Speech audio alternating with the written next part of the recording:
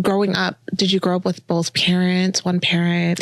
It's funny you asked that because when you were just, talking about my relationship with God, I'm thinking in my head, I'm like, that's my daddy. That is truly, that's like the dynamic of my relationship with God. That's why I created Dear Daddy out of journaling. But no, I grew up raised with a single mom.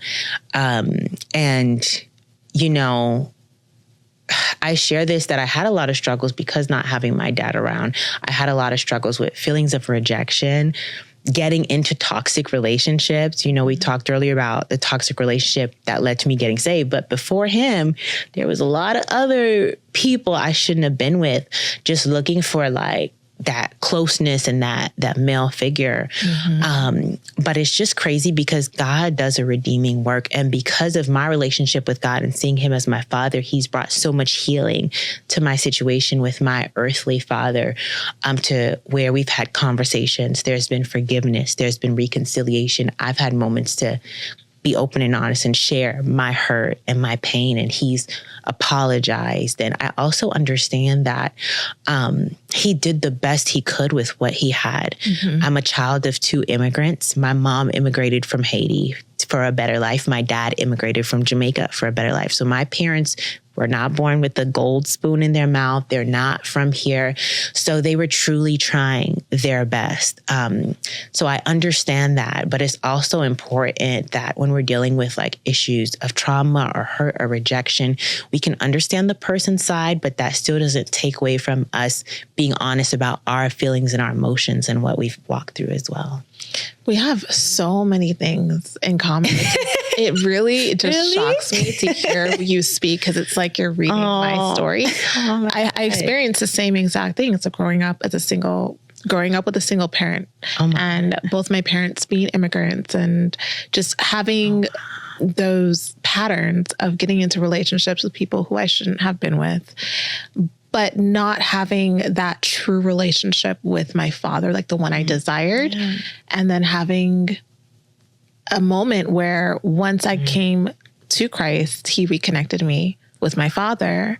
Amen. And he was able to walk me down the aisle. I mean, I didn't think that was even going to ever happen, but it was right before I got married. So he was able to walk me down the aisle. It was like such a beautiful moment. But again, I had to come to the place of forgiveness and also understanding, like you said, he did the best with what he knew, what he could do, and just who he is as a person and where he is with his growth. Oh my gosh, that is beautiful. I can relate to that. I was able to have my father walk me down the aisle as well.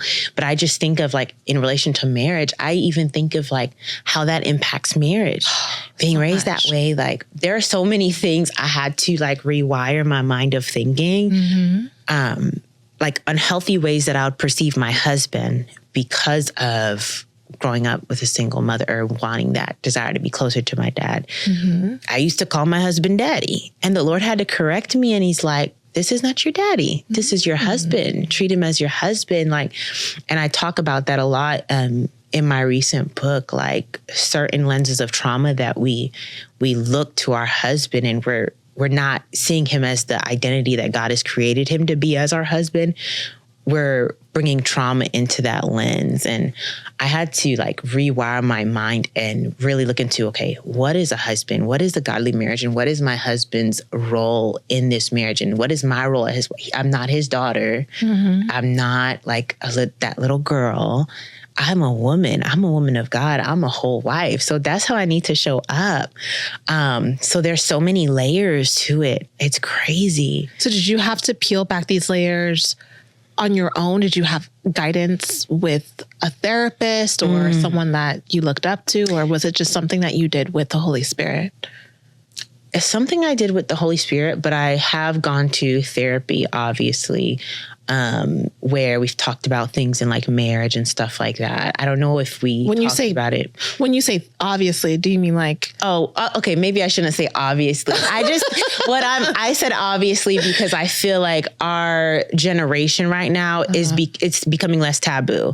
I feel like people are being more open to going to therapy and counseling, and it's something that's talked a lot more about now than it was back then. Okay. So I shouldn't say obviously. It's okay. But Yes, I have gone to therapy, but I feel like a lot of it has been with the work of the Holy Spirit. What would you say to a woman who has had trauma with her father, where it truly does impact her even seeing God as a father? Having a relationship with God is really the main thing that helped me. Mm-hmm. But also being willing to confront those hurts. Like, if you don't confront it and deal with it, then there's no way that issue can be solved. And I feel like having that conversation with my dad, I know that's not something that every woman is probably able to have, but if you can have that conversation, well, actually, your father doesn't even have to, you can have that conversation like for yourself. It's kind of like the thing where they say, the person doesn't have to be there for you to forgive them, but you can forgive them with yourself.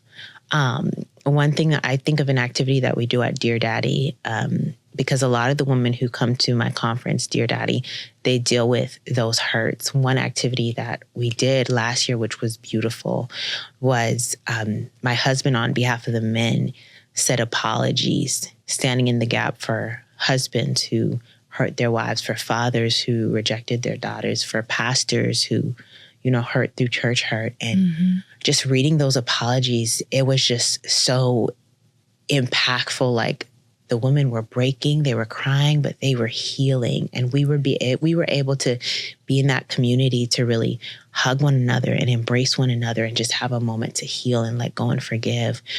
But forgiveness is one of those biggest steps, because that's for you. And that's going to really help you break through to where it's not holding you down to where you're having this victim mentality, like, feeling this feeling of rejection, like, I didn't have a father, what can I do? Like, stepping outside of that victim mentality, and I'm not a victim. Like, I'm thankful for my testimony, because I wouldn't have the relationship with God that I have if I didn't walk through that. I wouldn't have been able to experience him in that capacity.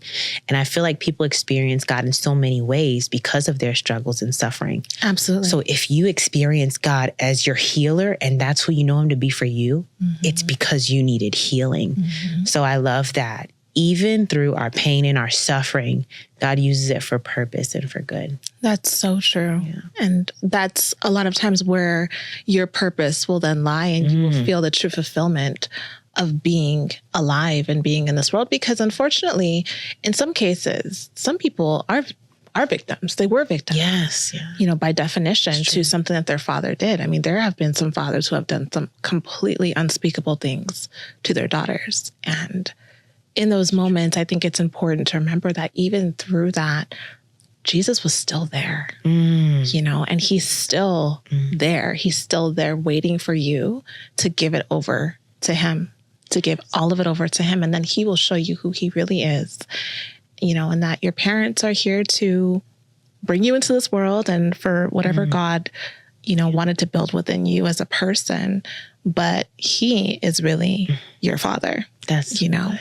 That is really good. I'm so glad you said. This video is sponsored by myself and my luxury fragrance line, Fine Forever Fragrances. We have 3 very elegant, feminine, and unique fragrances that you would love. 2911 is our debut fragrance, which is a perfect feminine, everyday, daytime, or date night fragrance. It exudes mystery, elegance, and warmth. Silent Storm is another fragrance that we have, and that fragrance is a decadent gourmand fragrance. It's rich, it's smooth, it's refined, and it has notes of sea salt, caramel, and it gives off an alluring and captivating impression when you wear it. And our final fragrance, Mustard Seed, is a sweet aquatic floral with pineapple, jasmine, and musk. It's perfect for brunch with the girls or basking in the sunshine. It is a sophisticated and memorable fragrance. So if you love to be the best smelling woman in the room, then you have to have these in your fragrance collection. Visit fineforever.com and use the code Dr. Daff for 10% off of your fragrances to support this show. Thank you.